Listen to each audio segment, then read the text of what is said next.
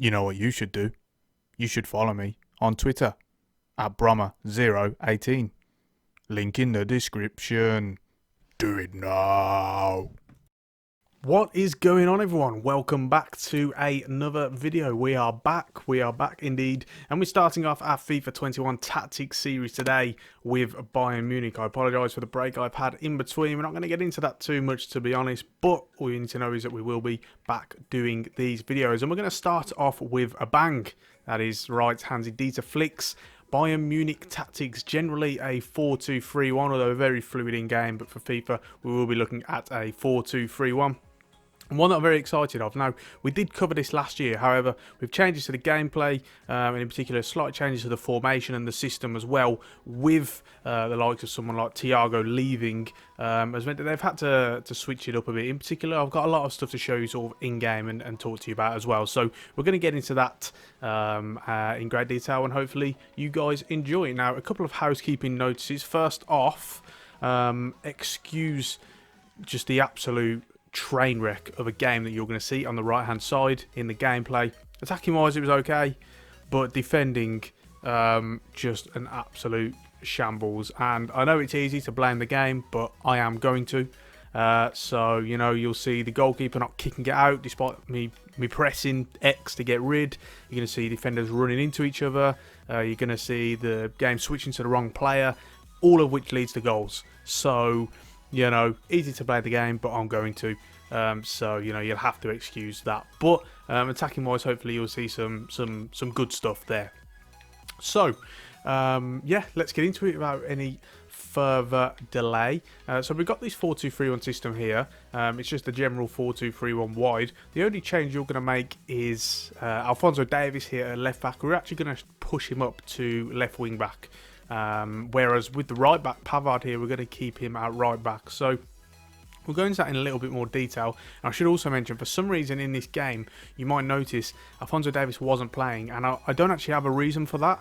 I sort of noticed, I don't know, about 20 minutes into the game, and you might see that, I sort of noticed that Hernandez is playing at left back, despite the fact that Davies is the left back in the original team sheet. So that was really puzzling to me. Didn't understand that at all. So that was a little bit annoying. I think we really could have showcased his stuff in this game, and never mind. But yeah, as I say, yeah, we're going to push him up to left wing back. Whereas we're going to keep Pavard at right back. So really it gives you a little bit of protection. So someone like Benjamin Pavard, he's more of a defensive player. I actually see him really as a centre back. I think as a right back, he's not quite attacking enough, but it works out quite well in this system because it gives you a little bit more balance. And we'll come on to the player instructions a little bit later on. But it will give you that extra bit of balance when you're sort of counter pressing. With the wing back, it allows you to counter press more, as well as him getting further forward and further wide, and it just gives you that extra layer of protection. He'll be a stay back a bit more and sort of blends into like a back three in certain situations, which is how they sometimes sort of set up. So that's really it for the player positioning. You won't need to alter anyone else. We're going to go on to the tactics first, changing it up a little bit. Last season we did the instructions first, but this time I'll show you the tactics and we'll get a general feel for the formation before we come on to the player instructions. So defensive style, obviously constant pressure, and that's, you know, anyone who's watched Bayern Munich under Flick during his regime, you know, you'll see that it's such an extreme pressing, gegenpressing type system. Occasionally they'll sort of bed back, but very, very rarely. And you know, the whole setup and the whole system and the personnel there is sort of tailored towards that system with the pace and the energy and the high line. So constant pressure for that. Now in terms of defensive width, I had to have a little play around with this in games, and I found 4 to be, you know, the nicest sort of sweet spot really. You know, when you get free, you just can't get out quick enough to stop the crosses, which would be fine in some situations for narrow defenders, but because you've got, say, maybe David Alaba or Jerome Boateng as centre back, who are fine, but they're not as, you know, defensively commanding in the air as, say, someone like I don't know, Mats Hummels, for example, you know.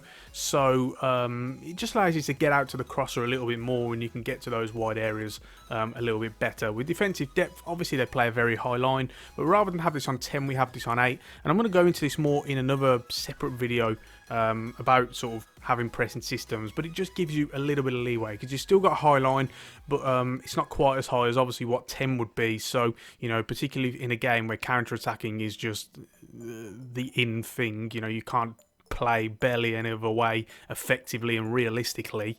You know, you just want to try and combat that a little bit. So you have that on 8. With offensive style, possession fairly self-explanatory, but with the instructions, we'll be able to change that to have more of a counter-attacking emphasis when we need to, because they do also have that. They're very versatile, very varied in the way in which they attack. With the width, again, I had to mess around with this one as well, and I found 6 to be a nice little sort of area and sweet spot again. You know, they do attack quite wide, but because of the fact you've got one fullback as a wingback and the other is just a fullback, you have to try and play around with that a little bit. I found 6 to be you know, the closest to how they are in real life in terms of their width. They do like to get quite wide, but at the same time you've got to try and supplement that with short passes and sort of safety blanket of those short passes. So with 6 you sort of get that nice little balance there. With players in the box, we have this up to the 7 line, so you should roughly have 3 and maybe a 4th coming in here and there. So, you know, you might have one of the strikers, well, the striker, Lewandowski, one of the wingers, the other one might be crossing it in, then you've got maybe Muller, who's playing as the number 10 in this system, getting into the box. So, and then maybe someone like Goretzka as well, sort of drifts in and out, who's very good in that box-to-box role as well. So with 7, you've got that sort of nailed down. And finally, for the corners and free kicks, we always do this in these videos. We move this up to 4. Therefore, it gives you another target in the box, but then you still have 2 men back, which is enough to deal with any opposition counter-attack that may form as a result of that corner or that wide free kick. So with that on 4, you get that nice balance. So that's it for the tactics. Now we're going to move on to the player instructions, and we'll start off with the keeper, and then we'll work our way forward. Now, Manuel Neuer, this one is pretty obvious. Sweeper keeper and comes to crosses, and you're always going to want sweeper keeper whenever you're playing a high line, a high pressing, high tempo tactics. So that one is pretty much a given. The same with comes to crosses as well. Just have your keeper playing on the front foot, relieve the pressure a little bit from your centre backs, from your defenders in general on corners, on crossing situations. So that will work out just fine. And then onto the centre backs as well. Here we've got Boateng here, but and I played with him in the game as well. But what I would say is maybe if you're playing with this base Bayern Munich team, maybe think about someone like Hernandez or Sörler instead, because you're playing such a high line and counter-attacking is just so easy to exploit, particularly if you're playing online as well against other people, that maybe you want someone a little bit faster. As you can see, Boateng here is quite slow. He's got boosted stats as well from the sort of form ratings. So if you had someone like Sörler, who only got 52 acceleration but 83 sprint speed, or even Hernandez, who's probably the best option, then, you know, perhaps you should give that one a try. But yeah, otherwise we've got, in terms of the instructions, absolutely the same, stay back while attacking and normal interceptions. Onto the wing backs. So first off, we're going to stick with Pavard. You'll see that the 2 instructions are different. We've got him on overlap, but with attacking runs just on balance. So then it gives you, as it says, does what it says in the tin, a bit of balance. So sometimes he won't storm forward, not always. And nor is he that sort of player either. If you have a look at his sort of stats, you see his pace is in the 60s. So, you know, he's not really that sort of guy. So again, you're just trying to get the best out of him as you can while still trying to supplement the system. Whereas with Alphonso Davies, obviously at the wing-back position, you've got him on join the attack and overlap as well. But he's got so much pace, so much stamina, so much energy that he will also be able to track back and get back into those defensive areas as well. So that's going to be very, very handy for you. So on to the midfielders. We've got Kimmich and Goretzka here, and that's generally been the way they've set up in the early stages of this season, as of, you know, time of recording this. So first off, obviously they're 2 different roles, and what I want to say is I've actually got Kimmich over on the left defensive midfielder here, and the reason why is that obviously he's your slightly more defensive-minded central midfielder compared to Goretzka. And obviously, you've got Alphonso Davies out on the left, whereas you've got Pavard out on the right. So you want to try and get that little bit of balance. If Davis and Sane have both gone forward, whereas Pavard may not have, you want to try and find a little bit of balance and protection on the left-hand side. So with him being the one who's staying back and more defensive-minded, you've got that little bit of protection with him playing a left defensive midfielder rather than a right. So we've got him here, and in terms of the instructions, stay back while attacking, obviously, and then cut passing lanes as well. So a lot of the times last year we used to go man mark with these holding midfielders, but it really doesn't make any difference. They just don't mark. Any central midfielders, holding midfielders, if you got them on man mark, they won't do it. The marking is so poor on this game, so you may as well just go for a passing lane split. I mean, that's really how they do it anyway, so we're not sort of altering the system in that sense, but it's just so much more, I wouldn't say effective, but it's just not as bad as man marking on this game. So go with cut passing lanes there. And then you want him on cover wing as well, so that he can fill and plug those gaps when Davis and Sane have gone forward. However, moving on to Leon Goretzka now, you've got that real big-bodied, all-rounded box-to-box type of midfielder. He's a player that I really like, and I think he's far more important to this system than what people would, what people give him credit for, really, because he's just so important. He's so varied and versatile.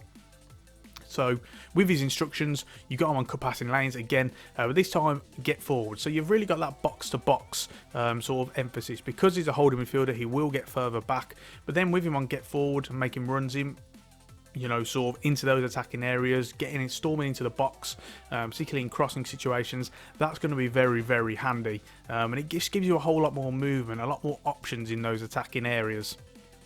And with defensive positioning, again, cover wing as well. So you could have him on cover centre, but you can have him on cover wing and he'll still be in those central areas if there's already protection. Cover wing, they'll only come out if the team A is in there. So if, both the fullback and the winger have ventured forward and the space to plug in for the opposition. So with him on cover wing, you cover both areas there. So that's it for the, back seven, really. And we'll move on to the attacking pair. I think we'll start off with the wingers here. So we've got Sane and Gnabry, but obviously you can have a range. You can have Douglas Costa, you can have Kingsley Coman. The instructions pretty much stay the same. We'll discuss Muller being out on the right in a moment or two. But with Sane, first of all, come back on defence, obviously, but with you hopefully having a large percentage of possession and a large amount of the ball, you shouldn't need that too much. So you shouldn't be having to track back all the time. You can have him on cut inside, and this couples in with getting behind as well. They angle their runs inside. They allow either the fullback to overlap. They're also getting into the box as well, which we're going to talk about. We'll show you here as well. Get into the box for crosses. So it's all about that. You're getting numbers in the central areas, but you're starting in the wide areas. And then coming inside, so it gives you more movement, more freedom, more fluidity in that attacking phase of play. And so it's exactly the same with Gnabry, actually. I'll tell you now. Come back on defence, cut inside, getting behind, and get into the box for crosses as well. So it's perfectly the same. You'll see this in the gameplay on the right-hand side. You'll see how important that was.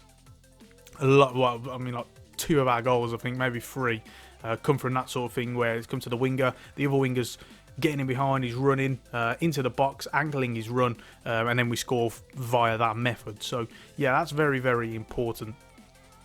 Moving on to Thomas Muller next.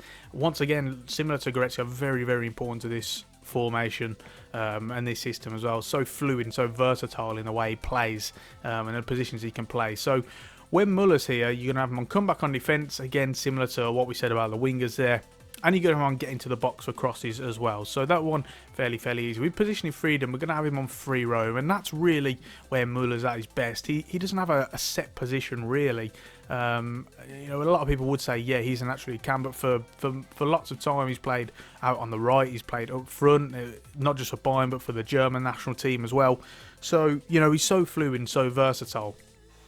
And you can get that with him in the cam role. However, sometimes what you'll notice in real life is that they might sometimes have Muller out on the right and then someone like Tolisso or Goretzka in the middle.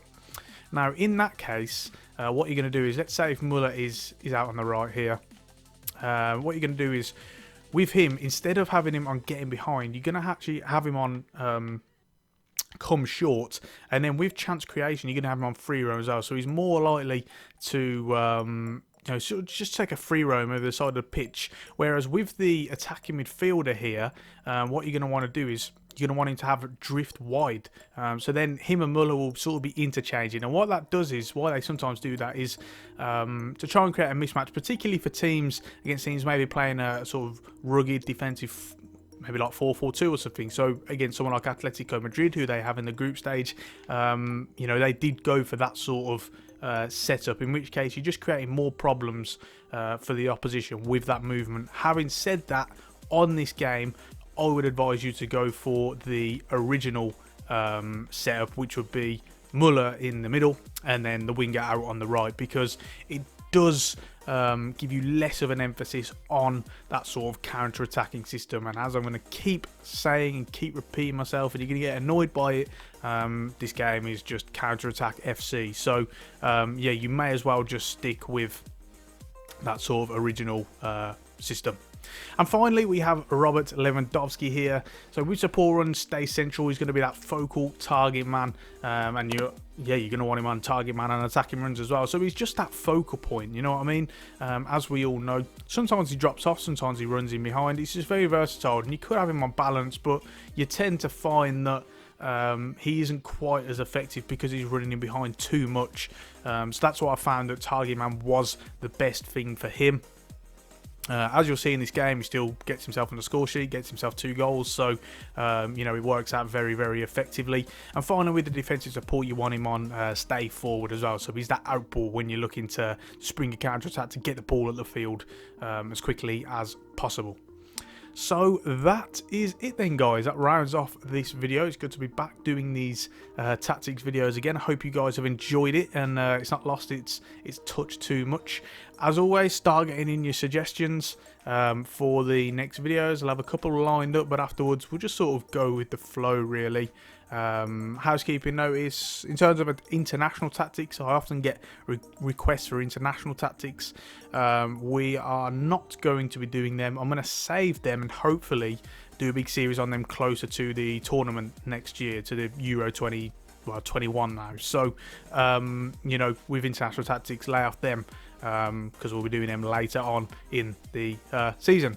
Other than that, please leave a like on the video if you've enjoyed it, and most importantly, subscribe to the channel and ring the bell so that you get notifications every time I upload. Don't forget to give me a follow on Twitter as well. The link of that is in the description. And on that note, we are going to round the video off there. Thank you so much for watching, and until next time, I will see you soon.